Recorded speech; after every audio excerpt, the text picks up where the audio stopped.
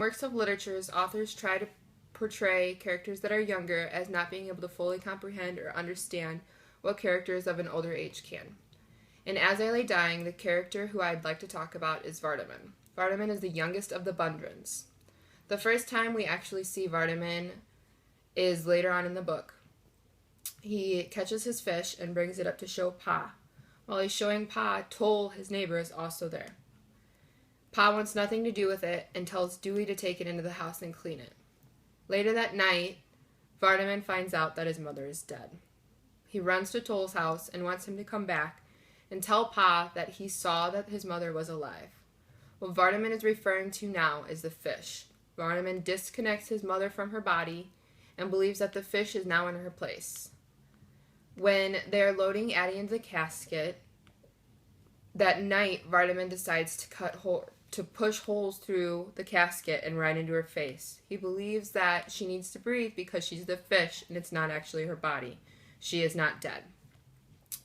They decide to head to town to where they want to bury Addie, and they run into a few bumps along the road. The first one is when they reach the bridge and the bridge is washed out. Well, they decide to take it anyways. As they're going across the water, the wagon tips over. Vardaman isn't really afraid of this because his mother's a fish, so she's going to be able to swim away. But Darl gets a hand on her, and what he doesn't understand is why he didn't hold on, because he had the hand, but he just let her go instead.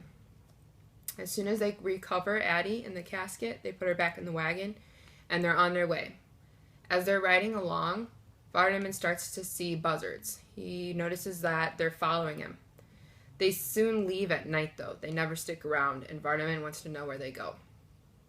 When they stop to visit a house, Vardaman gets to sleep with Dewey on a pallet outside. While they're there that night, he goes down to the apple tree where Addie is staying under, and Darl tells him to come listen. What they're listening to is the casket. As Darl is sitting there with Vardaman, Vardaman believes he sees his mother roll over through the holes he pushed in the coffin, and Darl has convinced him that his mother is talking to them and that she's actually moving.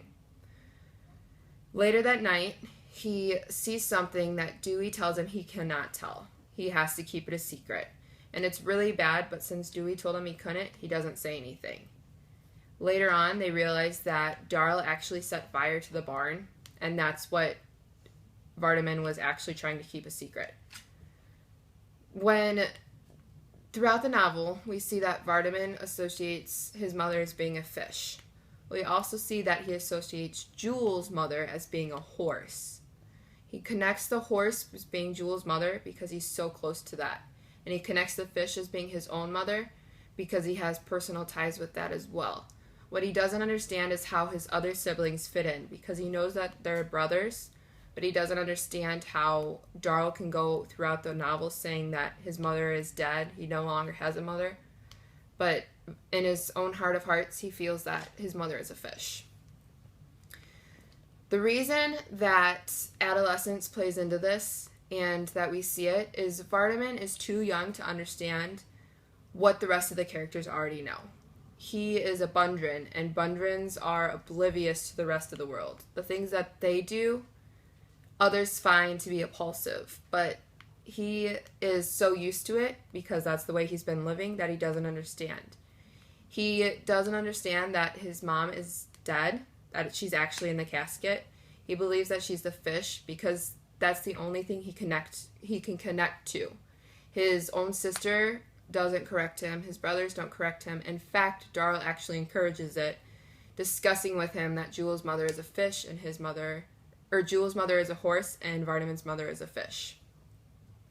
He continues to be oblivious to things throughout the entire novel, and at the end, he starts to connect things, but not in full depth. He connects with animals. He notices the buzzards. He connects with his fish. He connects Jewel with his horse. He connects with animals because that's his only way of being able to connect to anything. His family doesn't care about him. And in the novel, that makes him whole, and that's what he can connect with.